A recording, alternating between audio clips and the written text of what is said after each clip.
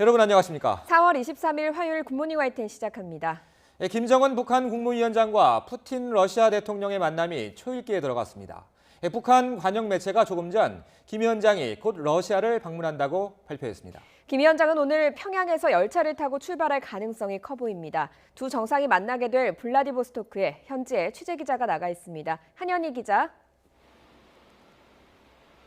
네, 러시아 블라디보스토크입니다. 자, 한 기자, 이번에도 김정은 위원장 열차를 이용할 가능성이 커 보인다고요? 네, 그렇습니다. 현재로서는 열차를 이용해서 이동할 가능성이 큰 것으로 보입니다. 지금 제가 나와 있는 곳이 블라디보스토크 역 바로 앞인데요. 여러 관측대로 김정은 위원장이 열차를 이용해서 이곳 러시아로 온다면 이곳에서 내릴 가능성이 커 보입니다. 아직 이른 시간이지만 취재진 접근을 엄격하게 막고 있는 상황인데요. 벌써부터 긴장감이 느껴집니다.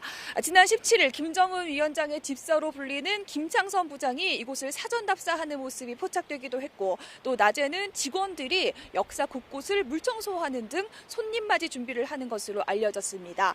물론 이 블라디보스토크역이 기차에서 내려서 차량을 타기 위해 이동해야 하는 거리가 꽤 있는 편이라서 보안을 위해서 다른 역에서 내려서 차량으로 블라디보스토크까지 이동할 가능성도 언급되는데요. 일단 러시아로서도 시베리아 횡단 열차의 시작과 끝이라는 상징적 의미를 가진 데다 주변에 있는 역들이 정상이 발을 내딛기엔 규모가 작은 편이라 열차를 이용한다면 이곳을 이용할 가능성이 크다는 관측입니다. 푸틴 대통령이 중국의 1대1로 행사 참여를 위해 25일쯤에는 떠나야 하는 일정을 고려해보면 김 위원장이 적어도 24일, 그러니까 내일엔 이곳엔 도착해야 합니다. 열차를 이용한다면 북한의 철로 사정 등을 고려해봤을 때 20시간 이상이 걸릴 수 있는데요. 이런 상황 등을 종합해보면 김 위원장은 늦어도 오늘 오후에는 평양을 출발할 것으로 보입니다. 북한 언론도 조금 전 김정은 위원장이 곧 러시아를 방문할 예정이라고 공식 발표한 만큼 조만간 출발 소식도 들려올 것으로 보입니다. 네, 회담장으로 유력한 극동 연방대학은 준비 작업이 한창이라고요. 네, 그렇습니다. 말씀하신 것처럼 극동 연방대학이 회담 장소로 유력하게 언급되고 있습니다. 에이펙 정상회담 등 굵직한 행사를 많이 치른 곳인데요. 저희 취재진이 어제 이 블라디보스토크에 도착하자마자 바로 극동 연방대학교 내부를 둘러봤는데 큰 행사 때마다 주요 회담이 열렸던 건물은 물청소가 한창이었습니다. 내부에는 북한과 러시아 국기 사이에 한글로 환영합니다라는 글귀가 적힌 현수막이 걸려 있었는데요. 이를 하는 인부 또 경비원도 회담 사실을 부인하지는 않았습니다. 회담장으로 유력한 건물 바로 앞에는 호텔 건물이 있는데 입구에 하얀 천막을 설치하고 있었습니다. 용도와 관련해서 말을 아꼈고 취재진의 접근을 극도로 경계하는 모습을 보였습니다. 하노이 정상회담 때도 숙소 앞 그리고 회담장 앞에 비슷한 모양의 하얀 천막이 설치됐었는데 차량에서 내리는 모습을 가리기 위한 천막으로 추정되고요. 블라디보스토크 시내에 정상급이 묵을 숙소가 거의 없는 점을 고려해보면 김정은 위원장과 푸틴 대통령 모두 학교 안 호텔에서 묵을 가능성이 큰 것으로 보입니다. 원래 평양에서 이곳 블라디보스토크에는 월요일과 금요일에 정기 운항편이 있는데 화요일인 오늘 오전 특별편이 편성됐습니다. 경호원과 북한 취재진 등이 미리 입국해서 사전 준비를 진행할 것으로 보이는 만큼 이들이 입국하면 북러 정상회담의 윤곽이 조금 더 드러날 것으로 보입니다. 지금까지 러시아 블라디보스토크역 앞에서 YTN 한현입니다.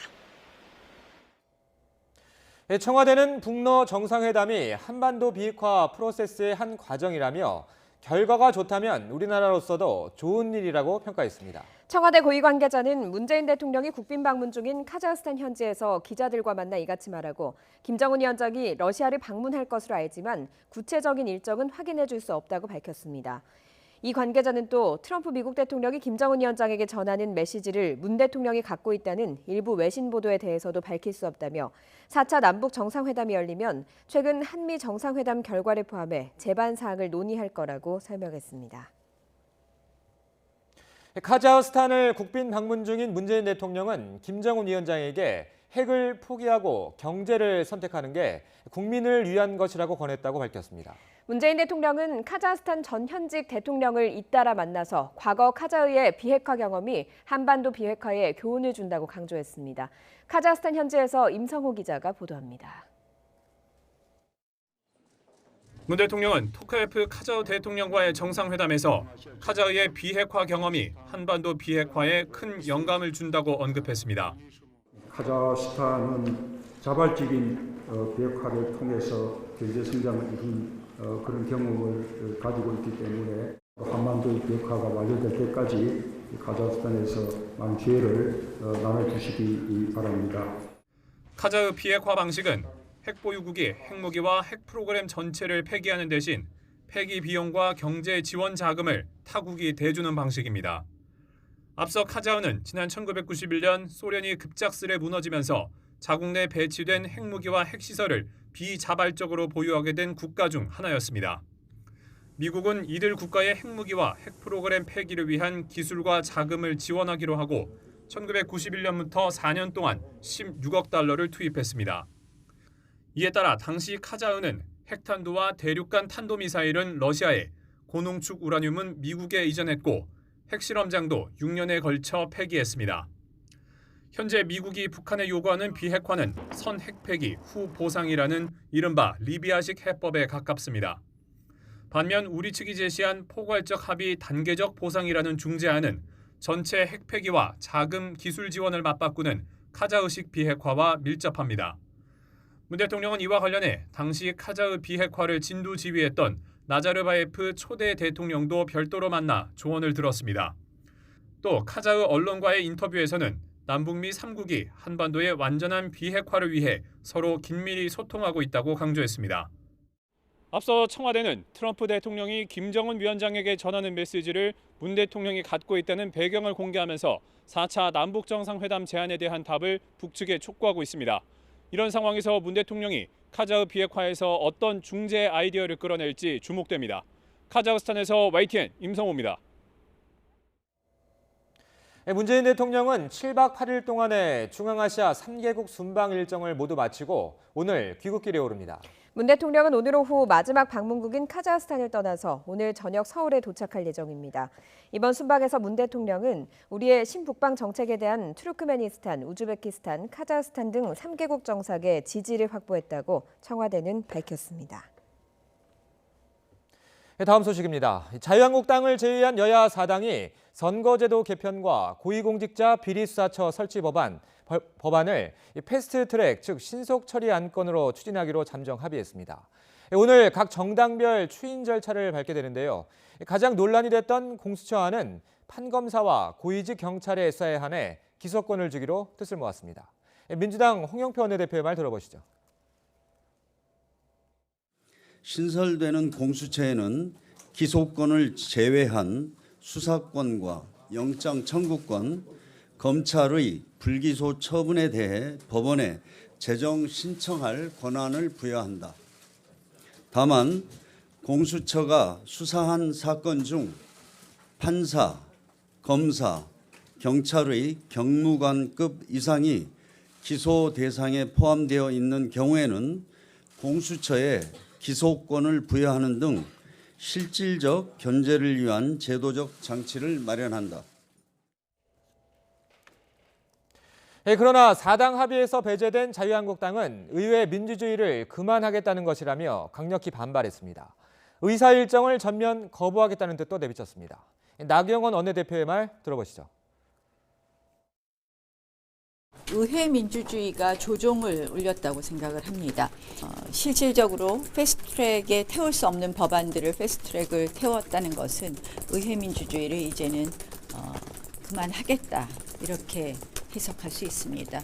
저희는 앞으로 이 모든 패스트트랙 움직임에 대해서 철저하게 저지하겠다는 말씀을 드리겠습니다. 선거제와 그리고 공수처 법안을 패스트트랙으로 태우는 순간 20대 국회는 없습니다. 고위공직자 비리수사처가 판검사, 경무관급 이상 경찰에 대해서만 수사권과 기소권을 모두 갖게 한 여야 4당 합의에 대해 조국 청와대 민정수석은 찬성한다고 밝혔습니다. 조 수석은 자신의 SNS에 올린 글에서 공수처에 기소권을 줘서는 안 된다는 바른미래당과 민주평화당의 입장을 무시할 수 없고 선거법과 검경 수사권 조정 등 다른 과제 실현도 고려해야 한다면서 아쉽지만 찬성하는 이유를 설명했습니다. 또 공수처가 각 부처 장차관, 국회의원 등에 대해서는 기소권을 갖지 못해 문재인 대통령의 공약과는 차이가 있지만 첫 발걸음을 내딛는 것이 의미가 있다고 평가했습니다. 더불어민주당과 바른미래당, 민주평화당, 정의당 등 여야 4당 원내대표가 선거제도 개편과 공수처 법안의 패스트트랙 추진에 잠정 합의한 가운데 오늘 일제히 의원총회를 열어 내부 추인 절차를 추진합니다.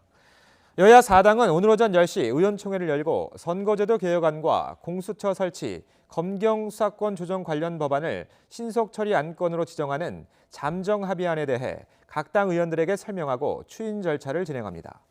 여야 4당이 의원총회에서 합의안에 대한 추인을 받게 되면 관련 법안은 오는 25일쯤 정개특위와 사개특위에서 신속 처리 안건으로 지정될 전망입니다.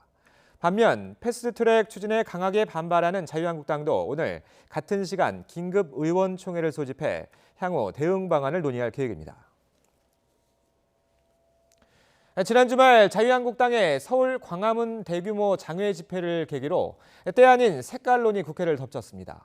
민주당 이해찬 대표가 다시는 용납하지 않겠다고 경고하자 한국당 황교안 대표는 독재 정권이라고 맞받아쳤는데 양당 대표의 신경전이 갈수록 고조되고 있습니다. 차정윤 기자가 보도합니다. 우리 경제 살릴 외교는 전혀 보이지 않고 김정은 대변인 역할만 하고 있습니다. 이래도 됩니까? 지난 주말 자유한국당 장외 집회에서 쏟아진 황교안 대표의 발언을 두고 여당 지도부는 만국적 색깔론이라며 일제히 성토했습니다. 더불어민주당 이해찬 대표는 제1야당 대표의 발언이 도를 넘었다면서 또 그런 발언을 하면 용납하지 않겠다고 경고했습니다. 정치는 그렇게 하는 게 아닙니다. 다시 한번 그런 발언을 하면은 용납하지 않겠습니다. 황교안 대표도 물러서지 않고 맞섰습니다. 문재인 정부가 독재적 행태를 계속한다면 더 많은 국민이 거리를 메우고 청와대로 갈 거라면서 추가 장외투쟁 가능성까지 열어뒀습니다. 지금 이 정권은 정책 방향을 바로 잡을 생각은 하지 않고 온갖 독재적 수단을 동원해서 정권을 유지할 궁리만 하고 있습니다. 한국당은 의원 전원 명의로 한국당을 4.19 혁명 때 국민의 총을 쏜 정권의 후신이라고 비판한 민주당 박광온 최고위원을 국회 윤리위원회에 제소하며 역공에 들어갔습니다. 박광온 최고위원은 한국당이 발끈한 것은 적반하장에 불과하다고 깎아내리고 황교안 대표를 향해서도 날을 세웠습니다. 공당의 대표로서는 입에 담기 어려운 언어 폭력입니다. 이 발언을 보면서 도로 친박당, 결국 색깔론이구나. 대화와 타협의 정치는 실종된 채 캐캐 묵은 색깔론이 다시 국회 전면에 등장하면서 민생 챙기기와 법안 논의는 점차 뒤로 물러가고 있습니다. YTN 차정은입니다. 네, 오늘 출근길은 이 미세먼지용 마스크와 우산 두 가지를 꼭 챙기시기 바랍니다. 어제 유입된 황사의 영향으로 수도권과 충남 지역에 미세먼지 주의보가 내려져 있는데요. 미세먼지는 오전까지 짙게 나타난 뒤 오후에 전국에 내리는 비로 씻겨 나가겠습니다. 비 덕분에 고온 현상도 주춤하겠습니다. 어제 28.2도로 올 최고를 기록했던 서울의 기온, 오늘은 26도로 어제보다 2도가량 낮겠고요. 여전히 평년보다는 포근하겠습니다. 현재 비구름은 남쪽에서 다가오고 있습니다. 점차 제주도와 남부지방을 시작으로 저녁 무렵부터는 전국으로 비가 확대되겠습니다. 예상되는 비의 양은 제주 남부와 산간에 100mm 이상, 남해안과 제주도에 최고 60mm가 되겠습니다. 충청 이남지방은 10에서 40mm, 수도권과 강원 지역은 5에서 10mm가 되겠고요. 남부지방과 제주도는 벼락과 돌풍을 동반하며 요란스레 내리는 곳이 있겠습니다. 비가 오면서 고온 현상은 오늘 누그러지겠습니다. 서울 26도, 대전 25도, 대구 22도, 광주 20도로 어제보다 2도에서 8도가량 낮겠습니다. 목요일인 모레 또다시 전국에 비가 오겠고요. 당분간 고온 현상 없이 예년 수준의 봄 날씨가 이어지겠습니다. 지금까지 YTN 야외 스튜디오에서 박현실입니다. 시동이 걸려있는 승용차를 훔쳐서 운전한 겁없는 여중생 2명이 붙잡혔습니다. 충남 공주에서 경기 의정부까지 무려 200km를 내달렸습니다. 사건 사고 소식 최재민 기자가 종합했습니다. 승용차가 차선을 넘나들며 위태롭게 달립니다. 경찰 추격이 시작되자 신호를 어기고 갑자기 방향을 바꾸기도 합니다. 승용차에 탄 사람은 여중생 2명입니다. 충남 공주시 인근 도로에서 시동이 걸려있던 승용차를 훔쳐 타고 달아나다가 150km 떨어진 서울 외곽순환도로 구리요금소 부근 CCTV에 처음 포착됐습니다. 위험천만한 질주는 200km나 떨어진 경기도 의정부시의 한 도로에서 멈춰섰습니다. 오토바이 한 대를 들이받은 겁니다. 경찰은 여중생들을 절도와 상해 혐의로 입건하고 범행 동기를 조사하고 있습니다. 시뻘건 불길이 임야를 태우고 있습니다. 비무장지대 북측 지역에서 난 불입니다. 펑펑 소리가 들리더라고요. 소리가 먼저 들렸어요. 군부대에서 훈련하는 상황으로 알고 있었고요. 격경지대니까 하늘에 연기가 되게 많더라고요. 다행히 바람이 강하지 않아 남방 한계선에는 도달하지 않았습니다. 인명피해도 발생하지 않았습니다. 군과 소방당국은 남방 한계선에 펌프차와 살수차를 배치하고 만일의 사태에 대비하고 있습니다. 주택이 거센 화염에 입사했습니다. 불은 건물 30제곱미터를 태우고 40분 만에 진화됐지만 70대 할머니가 숨진 채 발견됐습니다. 경찰은 숨진 할머니가 부엌에서 발견된 점을 참고해 화재 원인을 조사하고 있습니다. YTN 최재민입니다.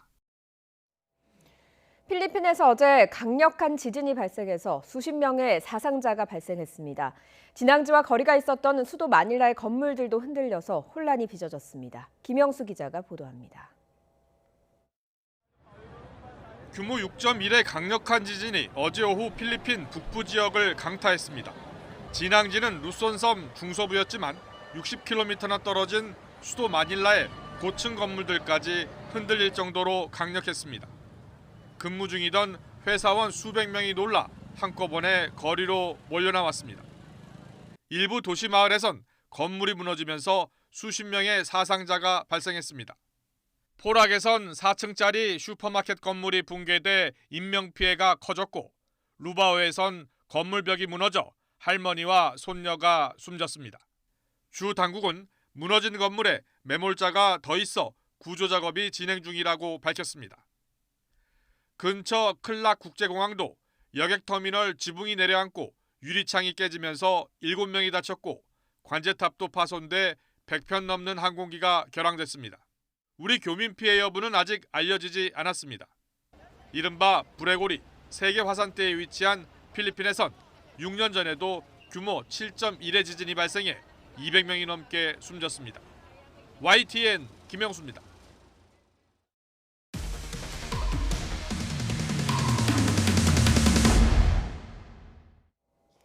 YTN 단독 취재 내용입니다. 김학의 사건의 열쇠를 쥐고 있는 윤중천 씨의 별장에서 중경그룹 회장이 성접대를 받았다는 폭로가 나왔습니다. 해당 그룹 회장은 윤 씨를 지인의 소개로 알게 됐고 금전 관계도 있었는데 부적절한 일은 하지 않았다고 해명하고 있습니다. 홍소욱 기자가 단독 보도합니다. 모든 의혹의 출발점인 건설업자 윤중천 씨의 강원도 원주 별장. 등기를 보면 2010년 윤 씨는 이 별장을 담보로 2억 5천만 원을 빌렸습니다. 돈을 빌려준 사람, 연매출 2조 원이 넘는 중견기업 S그룹 이모 회장입니다. 이 회장과 윤 씨와의 연결고리는 별장만이 아닙니다. 윤 씨는 2006년 서울 목동 역세권 노른자 땅을 고급 빌라 단지로 개발하겠다며 저축은행에서 320억 원을 대출받았습니다. 당시 사업을 함께한 사실상의 파트너가 바로 S그룹. 윤 씨가 개발하려고 한 목동 131번지 일대 중 한 곳이 S그룹 소유의 땅이었습니다. 2013년 경찰과 검찰 수사 기록을 봐도 윤 씨는 해당 그룹 측과 구두 계약만 맺고 수백억 원짜리 개발 사업을 진행한 것으로 확인됩니다. 회장이라는 사람도 윤중천 씨가 필요했던 거야. 이게 사업을 해야지 자기가 이걸 팔아야 되니까요. 그러니까 서로가 그 악어새 같이 서로가 필요한 거야. 윤중천 씨는 와갖고선 이거 인수하려면 돈 안 들이고도 할 수 있잖아요. 그냥. 윤 씨와 이 회장은 단순한 사업 파트너였을 뿐일까? YTN 취재진과 만난 과거 회사 관계자는 새로운 이야기를 털어놨습니다. 해병대 장교 출신인 이 회장은 해병대 인맥으로 윤 씨를 알게 됐고 강원도 원주 별장에서 10여 차례 성접대를 받았으며 관련 사진은 물론 동영상까지 있다는 겁니다. 윤중천 말에 의하면 최소한 비디오 테이프가 3개는데요. 수영장에서 찍고 뽀뽀하고 같이 칵테일 잔 들이대고 사진은 수십 장 됐었습니다. 이 관계자는 또 직원 워크숍 명목으로 회사 돈 2,500만 원이 윤 씨에게 지출되기도 했다고 증언했습니다. 목동 개발 사업이 무산되자 윤 씨는 이 회장에게 노골적으로 돈을 요구했고 2013년 이른바 별장 성접대 사건이 터지면서 둘의 관계도 틀어졌다고 설명했습니다. 자기 개인 어떤 성적 취향을 위한 거를 법인으로 비용 처리한다는 여기밖에 없을 거예요. 그러니까 자기가 돈을 주면 좀 뭔가 문제가 될 것 같으니까 법인 비용으로 처리를 했죠. 실제로 2013년 경찰 수사 당시 이 회장은 이른바 윤중천 리스트에 이름을 올렸고 경찰도 확인 작업에 나선 것으로 알려졌습니다. 그러나 윤 씨가 입을 닫으면서 둘의 관계는 드러나지 않았습니다. 이 회장은 오래전 지인의 소개로 윤 씨를 알게 됐고 사업상 필요하다는 요청이 있어서 돈을 빌려줬다며 별장은 몇 차례 방문했지만 성접대를 받은 적은 없다고 해명했습니다. 성범죄를 함께한 공범인지 윤중천의 늪에 빠진 피해자인지 앞으로 검찰 수사에서 밝혀져야 할 것으로 보입니다. YTN 홍서욱입니다.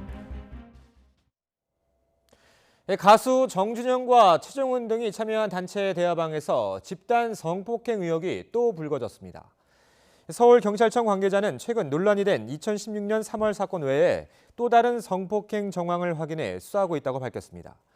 경찰은 지난 2016년 1월 강원도 홍천에서 정 씨 등에게 집단 성폭행을 당했다는 내용의 고소장이 최근 접수됐다며 사건을 여성 청소년 전담부서에 배정해 일부 피해 조사를 진행했다고 설명했습니다. 경찰이 액상 대마 등을 피운 혐의로 현대가 3세 정모 씨에 대해 구속영장을 신청했습니다. 경찰은 이번 마약 수사에서 현대와 SK 외에 다른 재벌가 자재는 없는 것으로 파악됐다고 밝혔습니다. 이경국 기자의 보도입니다. 2달 가까이 해외에 머무르던 현대가 3세 29살 정모 씨는 귀국 직후 인천공항에서 경찰에 체포됐습니다. 마약 흔적을 지우기 위해서 늦게 입국했다는 의혹이 있는데 어떻게 생각하시나요? 정 씨는 첫날 조사에서 자신의 혐의 대부분을 인정했습니다. 앞서 구속 기소된 마약 알선책 27살 이모 씨의 휴대전화에서 나온 구매 정황이 결정적 단서였습니다. 정 씨는 액상 대마를 7차례에 걸쳐 산 뒤 모두 11차례 흡입한 혐의를 받습니다. 경찰 조사 결과 정 씨는 SK그룹 3세 30살 최모 씨에게 마약 알선책을 소개하고 함께 대마를 피웠던 것으로 드러났습니다. 정 씨는 또래 여성이 있었던 적도 있지만 자신의 지인일 뿐 대마를 흡입하진 않았다고 진술했습니다. 같이 안 피웠다는 얘기 안 하죠. 조사 완벽히 끝난 게 아니라서. 경찰은 마약류관리법 위반 혐의로 정 씨에 대해 구속영장을 신청했습니다. 이런 가운데 이번 마약 수사에서 현대와 SK 말고 다른 재벌가 자재나 유명 인사는 없는 것으로 파악됐습니다. YTN 이경국입니다. 마약 투약 혐의를 부인하고 있는 가수 박유천 씨가 경찰에 다시 출석해 5시간 남짓 조사를 받고 귀가했습니다. 지난주에 이어 세 번째 출석한 박 씨는 올해 초 필로폰 수십만 어치를 구매해 황하나 씨와 함께 투약한 혐의를 부인한 것으로 전해졌습니다. 경찰은 박 씨를 다시 소환해 예대인 황하나 씨와 이번 주 대질 조사를 벌일 예정입니다. 황하나 씨를 과거 부실 수사했다는 의혹을 받는 경찰관들은 정식 입건됐습니다. 서울경찰청은 지난 2015년 황 씨의 마약 사건을 담당했던 당시 종로경찰서 소속 경찰관 2명을 직무유기 혐의로 입건했다고 밝혔습니다. 경찰은 담당자들이 마약 공급책인 황 씨를 입건하고도 별다른 수사 없이 상당 기간이 지난 뒤 무혐의 송치한 사실이 드러났다고 말했습니다. 삼성전자가 접히는 스마트폰인 갤럭시 폴드의 출시를 연기하기로 했습니다. 화면이 깨지거나 깜빡거린다는 논란 때문입니다. 26일로 예정된 미국 출시부터 유럽과 국내 출시 일정도 줄줄이 연기될 것으로 보입니다. 김영근 기자입니다. 삼성전자는 갤럭시 폴드를 미리 써보는 과정에서 드러난 문제를 점검하기 위해 출시를 연기하기로 결정했다고 밝혔습니다. 출시 일정은 몇 주 안으로 다시 공지하겠다고 덧붙였습니다. 이에 따라 오는 26일로 예정됐던 갤럭시 폴드의 미국 출시는 연기됩니다. 5월 3일 유럽, 5월 중순 국내로 예정됐던 출시 일정도 순차적으로 밀릴 것으로 예상됩니다. 짧게는 몇 주에서 길게는 한두 달 출시가 연기될 것으로 보입니다. 삼성전자의 이 같은 결정은 이딴 결함 논란 때문입니다. 미국에서 갤럭시 폴드를 미리 써본 기자들은 화면 꺼짐 현상이 있다고 지적했습니다. The left side of the Galaxy Fold went completely black last night, and then overnight, about 75 to 80% in estimate of the phone's front became completely black. 디스플레이 힌지 부분에 이물질이 들어가 화면이 툭 튀어나온 현상도 보고됐습니다. 삼성전자는 논란이 잇따르자 예정된 출시를 고집하면서 품질 논란에 휩싸일 필요가 없다고 판단해 연기 결정을 내린 것으로 알려졌습니다. 삼성전자는 문제의 발생 원인을 철저히 조사해 디스플레이 손상 방지 대책을 강구할 것이라고 밝혔습니다. YTN 김영근입니다. 미국 정부가 우리나라를 포함해 8개국에 내렸던 이란산 원유 수입 금지 예외 조치를 중단한다고 밝혔습니다. 이란에 대한 최대 압박에 속도를 내고 있는 겁니다. 이 영향으로 국제유가는 크게 상승했습니다. 워싱턴 김희준 특파원입니다. 미 백악관과 국무부가 이란산 원유 수입 금지 예외 조치의 중단 방침을 일제히 공식 발표했습니다. 한중일 등 8개국에 180일 동안 한시적으로 허용한 제재 면제를 더 이상 연장하지 않겠다는 겁니다. 이란 정권의 제일 수입원인 원유 수출을 전면 차단하려는 목적입니다. I am announcing that we will no longer grant any exemptions. We're going to zero across the board. 폼페오 장관은 이란의 원유 수출 수익이 제재 전 연 500억 달러, 57조 원에 달했으며 테러 단체 지원과 미사일 개발에 사용돼 왔다고 지적했습니다. 이란 정권이 이 같은 행동을 바꿀 때까지 최대 압박을 이어가겠다고 강조했습니다. Our pressure is aimed at fulfilling these demands and others, and it will continue to accelerate until Iran is willing to address them at the negotiating table. 미국의 이번 결정으로 5월 1일 0시부터 이란산 원유 수출은 사실상 봉쇄됩니다. 트럼프 대통령은 사우디아라비아를 비롯한 석유 수출국 기구 오펙 회원국들이 원유 생산량을 보충할 것이라고 밝혔습니다. 하지만 국제유가는 3% 안팎 급등으로 6개월 만에 최고치를 기록하며 충격을 나타냈습니다. 우리 정부가 예외 조치 연장을 협의해온 가운데 국내 업계도 파장이 불가피할 전망입니다. 트럼프 정부는 이란 핵협정에서 탈퇴한 뒤 제재를 전면 복원하고 이란 혁명수비대를 테러 조직으로 지정하는 등 압박에 박차를 가해왔습니다. 미국의 전방의 이란 제재 강화는 비핵화 협상 교착 상태에서 북한이 양보하고 나오지 않으면 제재로 더욱 옥죄일 수 있다는 메시지로도 읽힙니다. 워싱턴에서 YTN 김유진입니다. 자유한국당을 제외한 여야 4당이 선거제도 개편과 고위공직자 비리사초 도입 등 사법개혁 법안을 패스트트랙 신속 처리 안건으로 지정해 처리하기로 잠정 합의했습니다. 오늘 각 당 의원총회에서 추임되면 준연동형 비례대표제와 부분적 기소권을 가진 공수처 도입에 속도가 붙게 됩니다. 이번 패스트트랙 합의는 바른미래당 지도부가 주요 역할을 했지만 바른정당 출신을 중심으로 강하게 반발하면서 일부 탈당 가능성도 나오고 있어서 오늘 의총에서 통과될지 미지수입니다. 논의에서 배제된 자유한국당은 합의안이 통과되면 20대 국회는 없다며 사실상 국회 일정 거부를 선언했습니다. 러시아 블라디보스토크 루스키선 극동연방대학에 북한 인공기와 러시아 국기가 배치되는 등 북러 정상회담 준비가 한창 진행되고 있습니다. 크렘린궁 대변인은 회담 준비 작업은 마지막 단계에 접어들었다면서 정상 간 만남은 이달 안에 이루어질 것이라고 말했습니다. 가수 정준영의 단체 대화방 구성원들이 집단 성폭행을 저질렀다는 의혹이 추가로 불거졌습니다. 이들은 이미 2016년 3월에도 여성을 함께 성폭행했다는 의혹을 받고 있는데 피해 주장이 잇따라 나오면서 사건이 새로운 국면을 맞고 있습니다.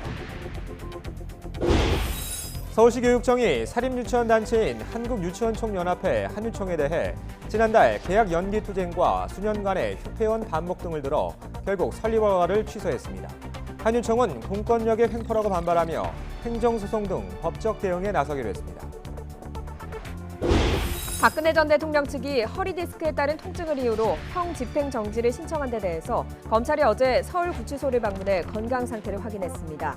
진료 기록을 토대로 심의위원회 의결을 거쳐 이르면 이번 주 중 결정되는데 현행법상 박 전 대통령의 경우 생명에 위협이 될 정도가 아니라면 형 집행 정지 대상이 되기는 어려워 보입니다. 자유한국당을 제외한 여야 4당이 선거제도 개편과 고위공직자 비리수사처 도입 법안 등을 패스트트랙, 즉 신속 처리 안건으로 지정해 처리하기로 잠정 합의했습니다. 오늘 각 정당 의원총회에서 추인을 받으면 준연동형 비례대표제와 부분적 기소권을 가진 공수처 도입에 탄력이 붙을 전망입니다. 최민기 기자가 보도합니다. 자유한국당을 제외한 여야 4당 원내사령탑이 한자리에 모였습니다. 넉 달 동안 이어진 선거제도 개편과 공수처법 패스트트랙 추진 잠정 합의안을 발표하기 위해서입니다. 이번 잠정 합의안의 주요 내용은 지난달 국회 정개특위 4당 간사가 뜻을 모은 연동률 50%를 적용한 준연동형 비례대표제와 신설되는 공수처에 기본적으로 기소권을 주지 않는 대신 판사와 검사, 경무관급 이상 고위경찰 관련 사건의 기소권을 줘 무소불위의 권한을 행사했던 검찰을 견제하기로 한 겁니다. 대통령 친인척을 포함해서 7,000명입니다. 그중에서 우리가 기소권을 부여한 판사, 검사, 경찰, 경무관급 이상이 5,100명입니다.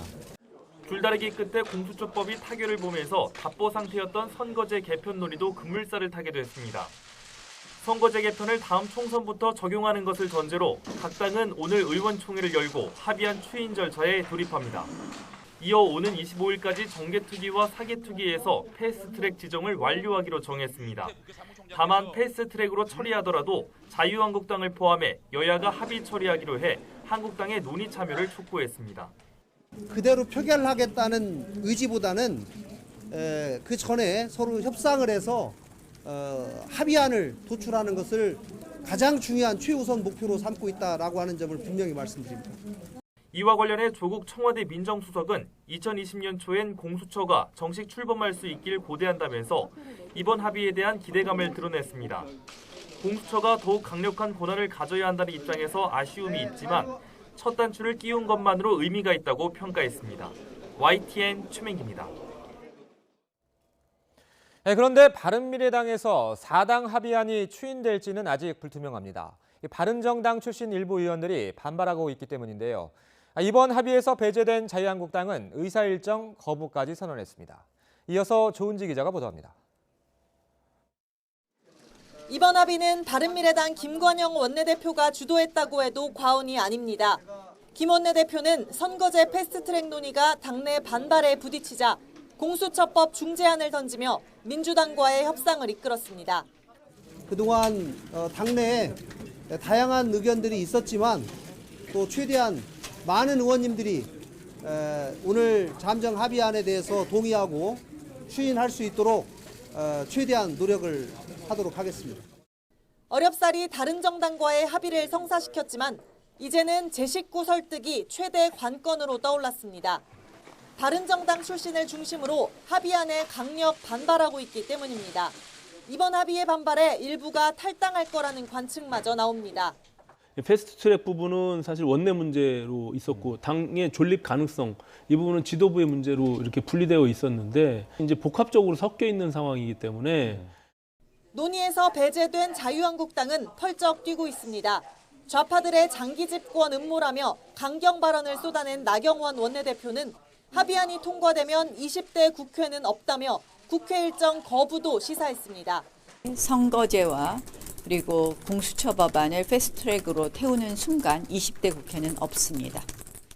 민주당은 한국당이 민생을 내팽개치고 발목 잡기를 한다며 역공에 들어갔습니다.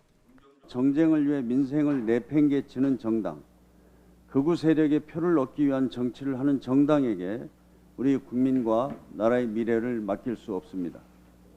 극한 대립이 점입 가경입니다. 강원도 산불과 포항 지진은 물론 미세먼지 대책까지 포함된 추가 경정 예산안이 발등에 불인데 여야의 대치로 제대로 심사가 이루어질지 불투명합니다. YTN 조은지입니다. 지난 주말 자유한국당의 대규모 장애 집회를 계기로 집권 여당과 제1야당 대표 간의 신경전이 고조되고 있습니다. 황교안 대표가 문 대통령을 김정은 대변인이라고 표현한 게 발단인데요. 직접 들어보시죠. 문재인 대통령을 가리켜서 김정은 위원장의 대변인이라는 표현을 야당 대표가 한다는 것이 어떻게 있을 수가 있습니까? 정치를 처음 시작하신 분이 그렇게 입문해가지고 막판을 무엇으로 끝내려고 하는 겁니까? 정치는 그렇게 하는 게 아닙니다. 다시 한번 그런 발언을 하면은 용납하지 않겠습니다. 이 국민들의 아픔과 고통, 무너져가는 경제, 흔들리는 안보, 정말 무능하다고 말할 수밖에 없는 이런 외교 정책들에 대해서 잘못한 거 고쳐달라고 우리가 방향 제시를 하면서 대안을 제시하면서 이야기를 하고 있습니다. 정책의 실정의 참상을 국민들에게 알려드리면서 국민들과 함께 갈 수밖에 없습니다. 그런 차원에서 그제 장외 투쟁도 했고 누가 어떤 말을 하더라도 국민 중심입니다. 러시아 블라디보스토크 루스키 섬의 극동 연방대학에서 지난주부터 북러 정상회담 준비가 시작됐고 양국 국기도 배치됐다고 북한 전문 매체 NK뉴스가 보도했습니다. 이 매체는 소식통을 인용해 이처럼 전하면서 극동 연방대학 내 빌딩 S가 기자회견용으로 준비되고 있는 것 같다면서 회담은 다른 곳에서 열릴 것으로 보인다고 덧붙였습니다. 극동연방대는 러시아가 매년 9월 동방경제포럼을 여는 곳으로 문재인 대통령은 2017년 이곳에서 푸틴 대통령과 정상회담을 했습니다. 김정은 위원장의 러시아 방문이 임박한 가운데 중국은 북중러 3국 접경 지역에서 경계를 강화하고 있는 것으로 알려졌습니다. 베이징의 북한 관련 소식통은 북한과 중국, 러시아 국경 지역을 한눈에 볼 수 있는 중국 훈춘의 방천 전망대 주변에 최근 보안요원들의 경계가 강화됐다고 말했습니다. 또 북한과의 왕래가 잦은 중국의 국경도시 투먼의 기차역 부근에도 공안의 배치가 늘었고 검문이 심해졌다고 전했습니다. 지난 11일 워싱턴에서 열린 한미 정상회담에 함께 참석했던 해리 해리스 주한 미국 대사가 한미 정상이 충분한 대화를 나눴다고 했습니다. 회담이 2분 만에 끝났다는 일각의 주장에 대해서 일축한 겁니다. 왕선택 통일외교 전문기자의 보도입니다. 해리 해리스 주한미국 대사는 서울 정동 대사관제에서 열린 한국 외교부 출입 기자들과 간담회에서 한미 정상이 각종 현안에서 긴밀한 공조를 유지하고 있다고 강조했습니다. 지난 11일 워싱턴에서 열린 한미 정상회담에서 두 정상이 단지 2분만 대화했다는 주장에 대해 동의할 수 없다고 말했습니다. And then we had the expanded meeting with lunch, and most of the conversation at lunch was between President Moon and President Trump. 한국 정부가 포괄적 합의와 단계적 이행 요소를 절충하는 중간 단계 해법을 모색하는 것과 관련해 구체적으로 한국 정부와 협의한 바가 없다고 말했습니다. 하노이 정상회담에서 합의문이 채택되지 않은 것에 대해서는 트럼프 대통령이 나쁜 거래와 합의 무산 가운데 좋은 선택을 한 것이라고 설명했습니다. Was not a choice between a big deal and a good enough deal. Rather, it was a choice between a very bad deal and no deal. And he made the choice of no deal, which I believe was clearly the right choice. 최근 북한이 미국 고위 관리들을 비난하는 것에 대해서는 북한 국내 정치 차원에서 이해한다고 논평했습니다. 김정은 북한 국무위원장의 러시아 방문에 대해서는 김 위원장이 러시아 방문을 중시하는 것을 보여준다고 말했지만 회담 결과를 예단하지 않겠다는 입장을 보였습니다. 제3차 북미 정상회담 전망에 대해서는 김정은 위원장이 판단할 문제지만 하노이 회담에서 두 정상이 우호적이고 존중하는 분위기에서 헤어진 만큼 회담 전망은 밝다고 말했습니다. YTN 왕선택입니다. 네, 어제 때이른 더위에 이어서 오늘 아침은 미세먼지가 말썽입니다. 어제 유입된 황사의 영향으로 현재 수도권과 충청 지역, 전북 지역의 미세먼지 농도 나쁨 단계까지 올라가 있고요. 서울을 비롯해 경기도와 충남 지역에 미세먼지주의보와 초미세먼지주의보가 내려져 있습니다. 미세먼지는 오후에 비가 오는 지역이 늘면서 점차 보통 단계를 회복할 것으로 보입니다. 비가 오면서 고온 현상도 점차 수그러들겠습니다. 어제 서울 낮 기온은 28.2도까지 올라갔지만 오늘은 26도 선에 그치겠고요. 광주의 경우에는 20도에 그치면서 어제보다 8도가량 내려가 선선해지겠습니다.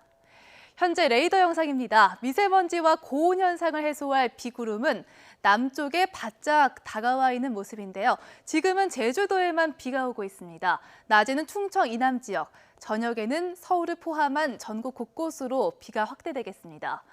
예상되는 비 양은 제주 남부와 제주 산간 지역은 100mm 이상, 남해안과 지리산에 최고 60mm의 많은 비가 오겠습니다. 또 충청과 남부 지역도 10에서 40mm, 중북부 지역도 5에서 10mm의 적지 않은 비가 오겠고요. 특히 남부 쪽으로 천둥과 돌풍, 번개를 동반해서 요란스럽게 비가 오겠습니다. 비는 내일 오전에 그치겠지만 모레 오후부터 금요일 오전까지 다시 전국 곳곳에 한 차례 비가 올 것으로 보이고요. 비가 오면서 기온은 점차 내림세를 보이겠습니다. 날씨 정보였습니다. 가수 정준영의 단체 대화방 구성원들이 집단 성폭행을 저질렀다는 의혹이 추가로 불거졌습니다. 기존에 알려졌던 사건과는 별개인데 이미 경찰이 고소장을 접수해 수사에 나섰습니다. 김대근 기자가 보도합니다. 가수 정준영과 최종훈 씨 등 단체 대화방 구성원들에게 집단 성폭행을 당했다는 여성이 또 나타났습니다. 이 여성은 지난 2016년 1월 강원도 홍천에서 정 씨 등에게 성폭행 당했다며 고소장을 접수했습니다. 경찰은 사건을 여성청소년 전담부서에 배정해 수사하고 있다며 일부 피해 조사를 진행했다고 설명했습니다. 이들은 이미 또 다른 집단 성폭행 의혹에 휩싸였던 상황. 단체 대화방에서 공유했던 불법 영상물 속에 등장하는 한 여성이 성폭행 피해를 주장하며 나타난 겁니다. 여성 A씨는 지난 2016년 3월 가수 정준영, 최종훈 씨 등 단톡방 구성원들과 술을 마신 뒤 정신을 잃었고 깨어보니 호텔에서 옷이 벗겨진 상태였다고 주장했습니다. 당시에는 워낙 경황이 없었는데 최근 단톡방 사건 관련 보도를 보면서 자신이 성폭행 피해를 당했을 수 있다는 의심을 한 것으로 전해졌습니다. A씨는 고심 끝에 대화방 내용을 처음 제보한 방정현 변호사에게 문의했고 상황을 확인한 뒤 경찰 고소를 결심한 것으로 전해졌습니다. 실제 문제의 대화방에는 당시 상황이 담긴 음성 파일과 사진이 존재하는 것으로 알려졌습니다. A씨는 조만간 성폭행 고소장을 제출할 예정인데 경찰과 세부 일정을 조율 중인 것으로 전해졌습니다. 경찰도 이미 단톡방을 수사하며 관련 내용을 파악하고 있었던 만큼 고소장이 접수되는 대로 관련 부서에 사건을 배정해 수사에 속도를 낼 계획입니다. 정 씨 등이 몰카 범죄는 물론 집단 성폭행까지 저질렀다는 주장이 잇따라 나오면서 경찰 수사가 새로운 국면을 맞았습니다. YTN 김대근입니다. 배우 윤지호 씨, 고 장자연 씨의 동료이자 진상 파악을 위한 핵심 증언자입니다. 그런데 검찰 과거사 진상조사단이 윤 씨와 진상 공방을 벌였던 작가 김모 씨를 조사한 것으로 확인됐습니다. 장자연 리스트를 목격했다고 주장한 윤 씨 관련 진술에 대한 검증 차원으로 보입니다. 권남기 기자가 취재했습니다. 배우 윤지호 씨는 고 장자연 씨 사건과 관련해 자신을 공개하며 최근까지 증언을 계속했습니다. 대검 과거사 진상조사단에 여러 차례 출석했고 언론 인터뷰에 이어 책을 출간하기도 합니다. 특히 조사단에선 이른바 장자연 리스트로 불리는 명단을 봤다고 진술한 것으로 알려졌습니다. 그동안 드러나지 않았던 이름들인데 새롭게 나온 건데 왜 여태까지 그게 알려지지 않았다고 생각하시나요? 어린 나이에도 수사 자체가 미흡했기 때문에 제가 이제는 제 입으로 발언을 할 수 있는 기회가 생겼고 그런데 최근 대검 과거사 진상조사단에서 윤 씨 증언의 신빙성과 관련된 조사를 벌인 것으로 확인됐습니다. 지난 19일 저녁 검찰청이 아닌 제3의 장소에서 이뤄진 조사에선 조사단 소속 파견검사 2명과 함께 김모 작가 등 윤 씨와 최근까지 접촉한 인물 2명이 참여했습니다. 조사단 측은 주로 윤 씨의 진술 배경과 신빙성에 관한 질문을 한 것으로 알려졌습니다. 또 김 씨 등의 진술 내용을 녹음하고 메시지 등 관련 자료도 확보한 것으로 전해졌습니다. 이번에 조사를 받은 김 작가는 앞서 윤 씨와 SNS를 통해 진실 공방을 벌인 인물입니다. 당시 김 작가는 윤지호 씨의 진정성이 떨어진다고 주장하며 윤 씨가 보낸 것이라는 문자 메시지를 공개했습니다. 이와 관련해 윤 씨는 언론 인터뷰에서 자신을 공격하는 건 가해자를 옹호하는 사람으로밖에 보이지 않는다고 말하기도 했습니다. 김학의 전 차관 의혹 조사와 함께 다음 달 말까지 활동 기한이 연장된 대검 과거사 진상조사단은 조만간 고 장자연 씨 사건에 대한 재수사 권고 여부를 결정할 계획입니다. YTN 권남기입니다. 지난달 계약 연기 투쟁을 벌였던 사립유치원 단체 한국유치원총연합회의 설립 허가가 결국 취소됐습니다. 한유총은 공권력의 횡포라고 반발하며 소송으로 맞서겠다고 밝혔습니다. 권호진 기자가 보도합니다. 국내 최대 사립유치원 단체인 한유총이 청산 절차를 밟게 됐습니다. 서울시 교육청은 한유총 사무실에 관계자를 보내 설립 허가 취소를 최종 통보했습니다. 한유총은 이로써 사립유치원 대표성과 함께 사단 법인으로서의 법적 지위도 상실했습니다. 법인 지위 박탈은 지난 3월 유치원 3법에 반발해 벌인 집단 계약 연기 투쟁이 결정적이었습니다. 또 수년간 집단 휴원과 폐원을 반복하고 목적외 사업을 수행한 것도 취소 사유로 제시됐습니다. 온라인 입학 관리 시스템인 처음 학교로 참여 집단 거부와 유치원 알림이 부실 공시 등도 문제가 됐습니다. 서울시 교육청은 이 같은 행위를 공익을 현저히 저해하는 것으로 규정하고 유아교육의 안정성과 공공성 확보를 위해 허가 취소가 불가피했다고 설명했습니다. 한유총은 교육청의 처분을 공권력의 행포로 규정하고 강력 반발했습니다. 계약 연기 투쟁은 일선 유치원의 자발적인 준법 투쟁이었으며 계약일은 유치원 원장 재량으로 결정할 수 있다고 주장했습니다. 또 집회 시위를 문제 삼는 것은 헌법이 보장한 집회의 자유를 인정하지 않겠다는 초법적 권력 남용이라고 덧붙였습니다. 부당하거나 사실과 다른 부분이 있고 또는 법리적 판단이 필요하다고 판단될 경우에는 집행정지 신청과 함께 행정처분 취소 소송에 돌입할 예정입니다.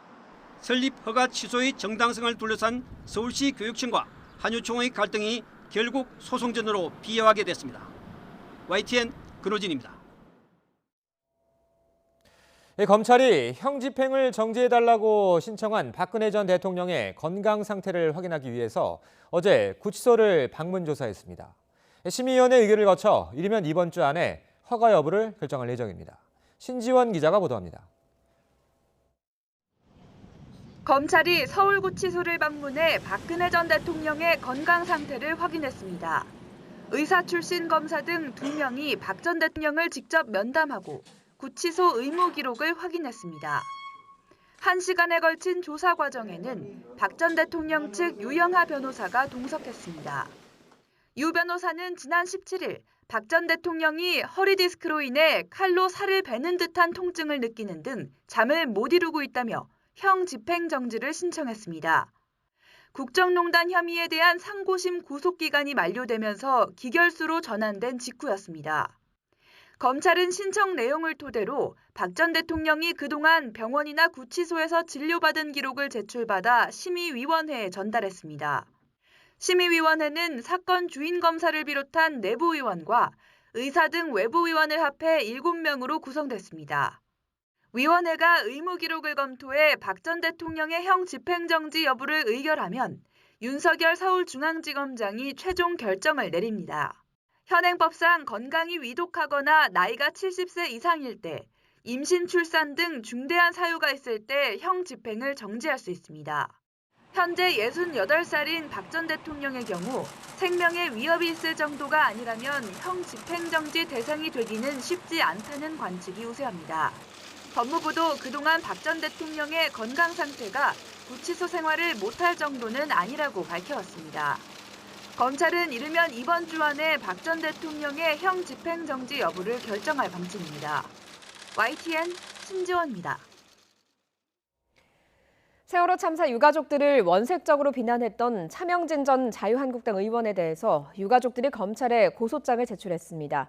유가족들은 민사소송도 제기해서 끝까지 책임을 묻겠다고 밝혔습니다. 직접 들어보시죠. 억울하게 희생된 우리 아이들을 모욕하는 건 절대 참을 수 없습니다.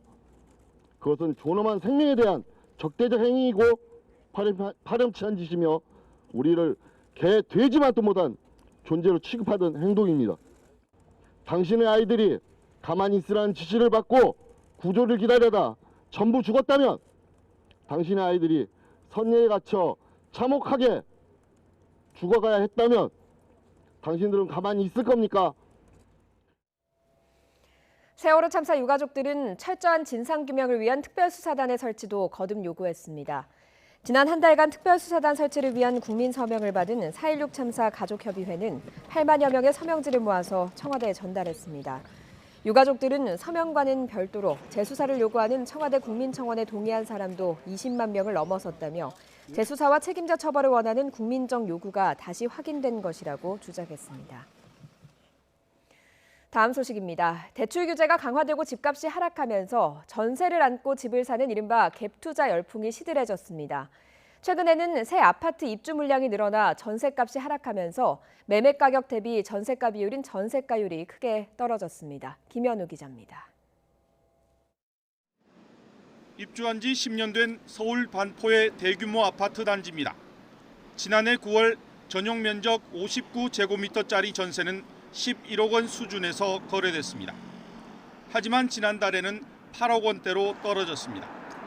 최근 아파트 입주 물량이 늘면서 전세값이 떨어지고 있습니다. 특히 2년 미만 새 아파트의 매매가 대비 전세가 비율, 즉 전세가율은 큰 폭으로 하락했습니다. 전국 아파트의 전세가율은 지난 2017년 71%에서 올해는 65%로 낮아졌습니다. 2017년 이후 아파트 입주 물량이 크게 늘었고 대출 규제가 강화되면서 전세가율도 떨어진 겁니다. 전세 수요가 가장 많은 서울의 경우 면적별로 전세가율이 차이가 났습니다.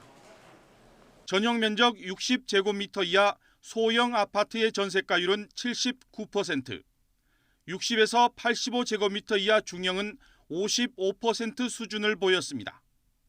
최근 중형 아파트 공급이 늘고 대출받기 어려워지면서 잔금 마련에 어려움을 겪는 소유자들이 상대적으로 싸게 전세 계약을 맺은 결과로 분석됩니다.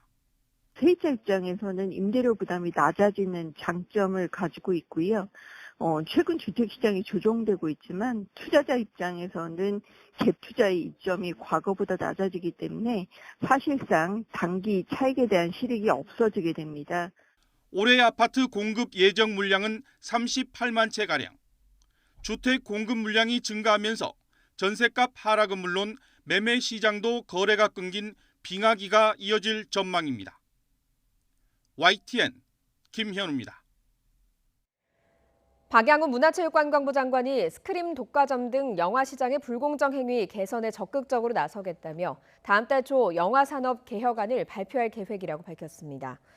박 장관은 세종시 문체부 기자실에서 가진 첫 기자간담회에서 스크린 상한제 도입을 적극적으로 검토하고 있고 대기업의 영화 배급과 상영 겸업 문제도 이해 당사자들과 협의해서 풀어나가겠다고 말했습니다.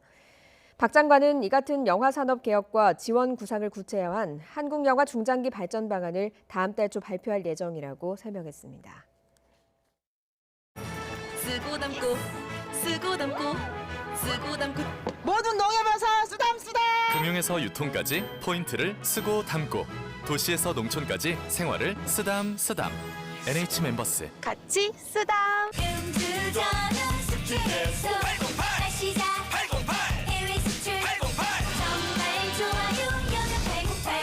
신제품 여명천사. 여명천사? 정말 좋아요. 나는 그룹웨어입니다. 하지만 당신이 알던 그룹웨어는 다릅니다. 기업의 모든 정보가 모여 연결되고 모든 구성원의 소통을 원활하게 하며 언제 어디서나 협업하도록 돕습니다. 나로부터 기업은 업무 효율을 통한 기업 잠재력 극대화를 경험할 것입니다. 도전이기에 가능한 그룹웨어 비즈박스 알파입니다. 도전과 상의하세요. 도전.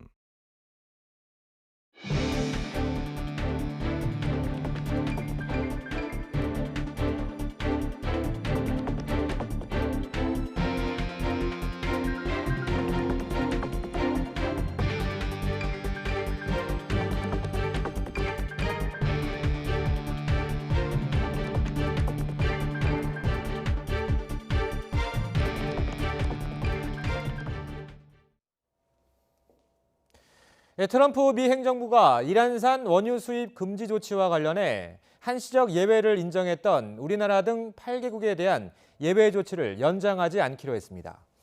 폼페이오 미 국무장관은 현지 시간 22일 기자회견을 열어 이란 원유 수입국에 대한 추가 제재 유예 조치를 다시 발효하지 않는다고 발표했습니다. 이어 이란산 원유 수입 금지에 대한 면제 조치가 5월 1일 밤 12시에 만료된다면서 이란산 원유 수입 제로화가 5월 다음 달 2일부터 시행된다고 밝혔습니다. 이처럼 미국의 대이란 제재로 이란산 원유의 수출길이 막히면서 국제 유가가 3% 가까이 급등했습니다. 뉴욕 상업거래소에서 5월 인도분 서부 텍사스산 원유 WTI는 배럴당 2.7% 오른 65달러 70센트의 거래를 마쳐 지난해 10월 이후로 약 6개월 만에 최고치로 마감됐습니다. 오늘 국제 유가는 미국 정부가 대이란 원유 수출 제재 예외를 중단하기로 했다는 소식에 원유 공급 감소 전망이 나오며 큰 폭으로 올랐습니다. 김정은 북한 국무위원장이 러시아 블라디보스토크를 24일에 방문해 25일 푸틴 러시아 대통령과 회담할 것이라고 러시아 일간지 코메르산트가 현지 시각 22일 보도했습니다. 정상회담은 블라디보스토크 루스키 섬의 극동 연방대학에서 열릴 것이며 김 위원장은 대학 내 호텔에서 묵을 것이라고 이 신문은 전했습니다. 또 25일 회담 뒤 푸틴 대통령은 중국 1대1로 정상포럼 참석을 위해 곧바로 베이징으로 출발할 것이지만 김 위원장은 26일까지 현지에 머물 것이라고 덧붙였습니다. 서울의 한 대학 야구부에서 폭력 피해를 주장하며 선수 생활을 포기한 선수들이 있습니다. 최근 스포츠계에 폭력 문제가 공론화되면서 정부 차원의 개선책이 논의되고 있죠. 그런데 피해 선수들의 사례를 보면 꼭 신체적 폭력에만 국한해서 볼 문제는 아닌 것 같습니다. 김재영 기자가 취재했습니다. 최근 D대학 야구부 선수들은 학교 체육실의 요청으로 예외 없이 각서를 작성했습니다. 각서에 명시한 조항들을 어길 경우 최고 제적까지 가능하며 학교의 어떠한 조치에도 선수는 이의를 제기하지 않는다는 내용입니다. 장기간의 훈련 불참, 허위 사실 유포, 발전 가능성이 없고 기량 미달이라고 판단되는 선수 등이 대상입니다. 조항을 보면 대부분 학교나 코치진의 주관적인 판단으로 결정하는 부분이 많이 보입니다. 갑작스럽게 각서를 요구한 배경에는 지난달 스스로 야구부를 나간 3학년 A 선수가 있습니다. A 선수가 야구부에서 겪은 부당함을 제보해 취재가 시작되자 내부 단속에 나선 거로 보입니다. 그냥 저 때문에 쓰는 거라고만 얘기했다고 하더라고요. A 선수가 야구를 그만둔 표면적 이유는 선배들의 가혹행위 때문입니다. 훈련을 마친 뒤 야구부 숙소 콘크리트 바닥에 머리를 박는 일이 3년 넘게 반복됐습니다. 오래 할 때는 한 3, 40분 할 때도 있고요. 뭐 짧게 할 때는 5분, 10분? 목이 많이 안 좋아서 그게 일단 제일 힘들었고요. 가혹행위로 야구를 그만둔 선수는 또 있습니다. 다음날 거의 운동시장 있을 정도? 진짜 좀 심했던 것 같아요. 저를 약간 넘었던 것 같아요. 선수들은 코치의 차별도 야구를 그만둔 이유라고 주장합니다. 너 걔한테 안 된다. 저한테 득대라고 하는 말을 거의 안 하셨어요. 밑으로 깎아내리는 느낌? 저를 때리면 그 맞는 고통은 잠깐이잖아요. 근데 저를 정신적으로 계속 스트레스 준 거는 제가 계속 이게 트라우마로 남아서 되게 힘들었거든요. 학생들을 약간 딱 나누는 것 같아요. 자기가 좋아하는 선수, 싫어하는 선수를 나눠서 싫어하는 선수가 잘하면은 칭찬이 아니라 좀 언제까지 잘할 것 같아 이런 식으로요. 취재 초기 선배들의 가혹행위를 부인했던 야구부 측은 구체적인 시기와 장소를 제시하자 뒤늦게 관련 사실을 인정했습니다. 하지만 차별 부분은 지도 방식일 뿐이라며 강하게 반박했습니다. 제가 시간을 그만큼 애정을 갖고 투자를 한 애를 제가 깎아내린다? 이거는 좀 말이 안 맞는 것 같거든요. 그 부분에서 제가 전략적으로 설명을 한 거예요. 저 병원에 다니거든요. 너무 많이 힘들어가지고. 해당 코치는 오히려 A 선수 아버지의 폭언과 협박에 고통받았다고 주장합니다. 학교 차원의 진상조사가 시작된 가운데 A 선수와 아버지 측은 체육실과 야구부 코치진의 유착 의혹을 제기하며 조사를 거부하고 있습니다. YTN 김지영입니다. 강원도 산불 이재민들의 어려움이 이만저만이 아닙니다. 몸만 겨우 빠져나와서 당장 생계비도 없는데 지자체 지원금은 기준이 까다롭고 전국에서 답지한 성금을 받기에도 시간이 필요합니다. 여기에 이런 이재민들을 대상으로 보이스피싱도 기승을 부리고 있습니다. 지환 기자입니다. 강원도 산불 이재민은 500여 세대 1,200명이 넘습니다. 불탄 집과 사무실, 공장을 두고 몸만 빠져나온 사람이 대부분입니다. 내가 집어오는 뭐 아무것도 못 가지고 나왔어요.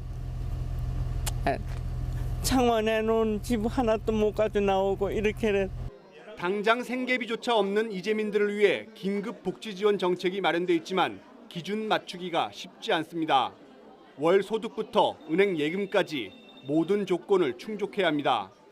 강원도가 수백 명 수요 조사를 했지만 대상자는 20명에 불과했습니다. 전국에서 답지하고 있는 성금 역시 당장 지급하는 건 불가능합니다. 단체별로 이뤄지는 모금 일정이 끝난 후 주민 의견을 모아 지급 방식을 결정해야 합니다.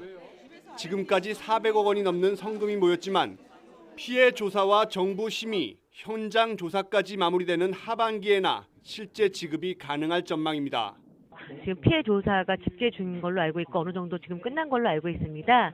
그 집계가 완료되는 대로 저희가 지자체랑 협의해서 정말 가장 빠른 시간 안에 지원을 해드리려고 합니다. 불에 탄 주택 재건축 등 재기에 필요한 피해 보상금 지급은 더 어렵습니다. 경찰 수사가 이뤄지는 상황에서 이후 손해배상 소송 등으로 몇 년이 걸릴지 알 수 없습니다. 상황이 이런데 전 재산을 잃은 이재민들에게 최근 저금리를 미끼로 한 보이스피싱까지 기승을 부리고 있습니다. 대출 금액을 만원 단위로 입력 후 별표를 눌러주세요. 현재 모든 상담원이 통화 중입니다. 빠른 시간 안에 상담원이 직접 전화를 드리겠습니다.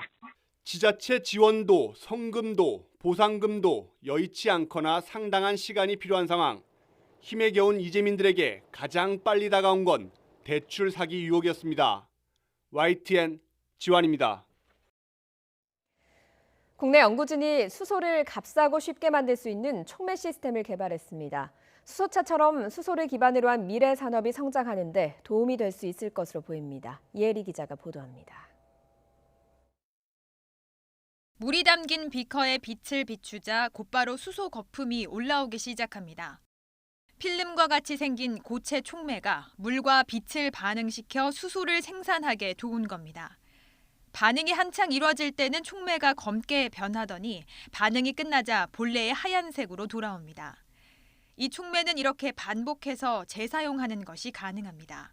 48시간 동안 지속적으로 빛을 주어진 환경에서 지속적으로 수소가 나오는 것을 확인을 했고요. 수소의 생산량이 그대로 유지되는 것을 봤을 때 이거의 기술 자체가 거의 계속 오랫동안 그 촉매 성능에 저하 없이 사용될 수 있을 것이라고 생각하고 있습니다. 연구팀이 개발한 촉매 1g에 빛을 반응시켜 만들어낼 수 있는 수소의 양은 1시간에 30mg. 기존 촉매보다 공식적인 측정 결과를 놓고 보면 효율이 50% 높아졌습니다. 게다가 상대적으로 저렴한 구리로 만들어져 값비싼 백금 촉매보다 훨씬 경제적입니다.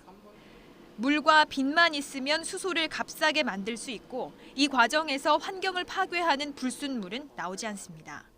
고온에서 그리고 고압에서 메탄가스, 그래서 분해해서 이렇게 만들게 됩니다. 그러면 필연적으로 이제 우리가 잘 아는 그런 이산화탄소 같은 그런 부산물들이 굉장히 많이 발생하고 공정이 그렇게 복잡하게 됩니다. 수소만 이렇게 나오기 때문에 다른 부산물이 생성되지 않는 그런 장점이 또 있게 되는 거죠.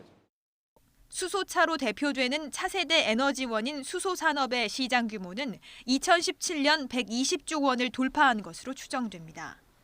연구팀은 이번에 개발한 친환경 촉매가 관련 산업에 활기를 불어넣을 것으로 기대하고 있습니다. YTN 사이언스 이혜리입니다.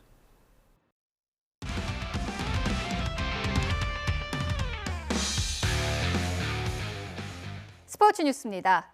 유승민 국제올림픽위원회 IOC 선수위원이 한국 인사로는 11년 만에 국제탁구연맹 ITTF 집행위원에 선임됐습니다. 유 의원은 세계선수권대회가 열리고 있는 헝가리 부다페스트 정기총회에서 연맹 주요 정책의 최고 의결권을 행사하는 5년 임기의 집행위원으로 뽑혔습니다. 유 의원은 내년 부산에서 열리는 차기 세계선수권대회를 잘 치른 뒤 향후 국제탁구연맹 회장에도 도전하겠다고 포부를 밝혔습니다. 탁구 별들의 전쟁 세계선수권대회가 오는 28일까지 열전에 돌입했습니다. 내년 올림픽을 앞둔 우리 선수들은 최강 중국 등을 상대로 도쿄에서의 메달 가능성을 점쳐봅니다. 부다페스트에서 서봉국 기자입니다. 도나우강의 진주, 동유럽의 파리로 불리는 부다페스트. 제55회 세계 탁구 선수권 개인전이 열리는 헝가리의 유서 깊은 도시이자 수도입니다. 이번 대회는 내년 도쿄올림픽 전초전 성격으로 전 세계 탁구 스타들의 경연장입니다. 남자부 세계 최강 마롱, 일본의 샛별 하리모토, 여자부 우승 후보 딩닝 주이링 등 역대 최다 138개 나라 600명 선수가 참가합니다. 별들의 전쟁이라고 봐줄 만큼 이렇게 대회가 이렇게 비중이 큰데요. 또 우리가 올림픽을 앞두고 있기 때문에 복식에서 4강 이상의 어떤 목표를 하고 있고요. 에이스 이상수, 정영식의 전지, 이시온 등 남녀 10명이 출전하는 우리 대표팀은 단식과 복식, 혼합복식에서 메달권 진입을 노립니다. 특히 2년 전 이상수와 함께 복식 4강에 진출했던 정영식은 군입대를 앞두고 다시 한번 의욕을 불태우고 있습니다. 일단 목표는 항상 단식이든 복식이든 지금 금메달로 잡고 있고요. 마지막 중요한 순간에 승부를 할 수 있는 거를 보완한다면 남북의 하나된 힘을 과시했던 지난해 스웨덴 대회와는 달리 단일팀이 무산된 북한 선수들도 우리 선수들과 선의의 경쟁을 벌입니다. 이번 대회는 특히 1900년대 초중반 세계 최강국이었던 과거의 탁구 강국 헝가리에서 79년 만에 다시 열린다는 점에서도 큰 관심을 끌고 있습니다. 부다페스트에서 YTN 서봉국입니다. 프로축구 K리그1 포항 스틸러스가 성적 부진을 이유로 최순호 감독을 경질했습니다. 이로써 최순호 감독은 안데르센 인천 유나이티드 전 감독에 이어서 올 시즌 K리그1 무대에서 물러난 두 번째 지도자가 됐습니다. 포항은 8경기를 치른 현재 2승 1무 5패로 리그 10위에 처져 있습니다. 정규리그와 챔프전 통합 우승을 달성한 현대모비스의 중심에는 올 시즌 놀라운 성장을 거듭한 이대성 선수가 있습니다. 명장 유재학 감독은 유쾌한 밀당을 통해서 이대성을 챔프전 MVP로 만들어냈습니다. 허재원 기자입니다. 간절히 바라던 통합 우승에 이어 챔프전 MVP까지 거머쥐고 이대성은 가장 먼저 스승의 품에 안겼습니다. 내일은 자유여권 줘야 돼? 약속은 약속이니까 주셔야죠. 오케이. 그토록 엄하기만 했던 스승 유재학 감독은 이제야 이대성의 개성 넘치는 플레이를 인정하려 합니다. 이대성 선수가 코트에 나가면 늘 제 가슴이 두근두근 거립니다. 무슨 사고를 칠지. 그런데 팀을 위해서 자기 거를 희생하는 모습도 보여서 내년에는 진짜 자유여권을 줄 생각입니다. 대한민국 최고의 선수가 됐어, 감독님. 도와주세요. 그래. 오케이. 우리나라 농구 선수 가운데 가장 탁월한 재능을 지닌 이대성은 그동안 연마가 덜 된 원석과도 같은 선수였습니다. 그런 이대성이 명장 유재학 감독을 만난 뒤 눈에 띄게 성장했고 팀의 우승을 이끈 주역이 됐습니다. 하지만 지금의 영광을 맛보기까지 마냥 순탄하지만은 않았습니다. 자유로운 플레이를 선호하는 이대성은 톱니바퀴처럼 정확하게 돌아가는 유재학 감독의 농구 스타일에 적응하는 데 어려움을 겪었습니다. 미운 적도 많고요. 원망도 많이 했고. 그래서 이렇게 좋은 날이 오네요. 제가 감독님을 더 믿어야 될 것 같고. 때로는 호통을 치고 때로는 칭찬을 건넨 스승과 값진 가르침을 온전히 자기 것으로 만들어낸 제자. 유재학 감독과 이대성이 나눠온 유쾌한 밀당은 통합 우승이라는 달콤한 열매가 돼 돌아왔습니다. YTN 허재원입니다.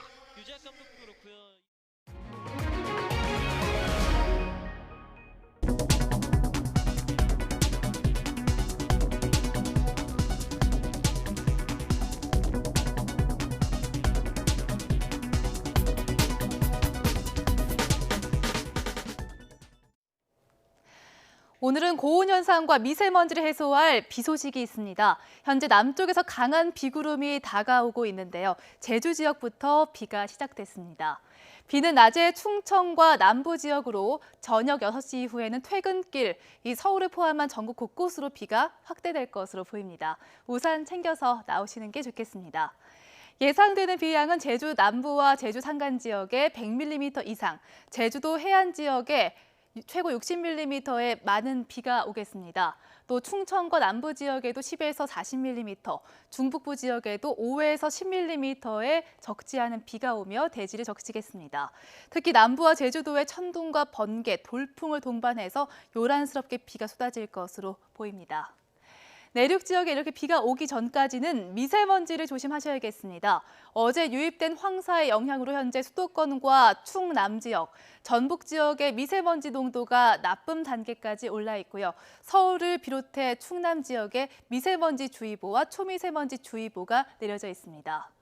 현재 기온은 어제 아침보다 높아서 온화합니다. 서울 기온이 15.6도고요. 대구 12.4도로 대부분 지역이 10도선을 크게 웃돌고 있습니다. 낮 기온은 어제보다 2도에서 8도가량 낮겠습니다. 서울 낮 기온이 26도에 그치겠고요. 강릉과 안동 24도, 대전 25도, 광주 20도, 여수는 17도까지 뚝 떨어지겠습니다. 비는 내일 오전에 그치겠지만 모레 오후부터 금요일 오전까지 다시 전국 곳곳에 비가 오겠고요. 비가 오면서 기온은 점점 내림세로 돌아서겠습니다. 날씨 정보였습니다. 굿모닝 YTN 2부 잠시 후 8시에 이어집니다.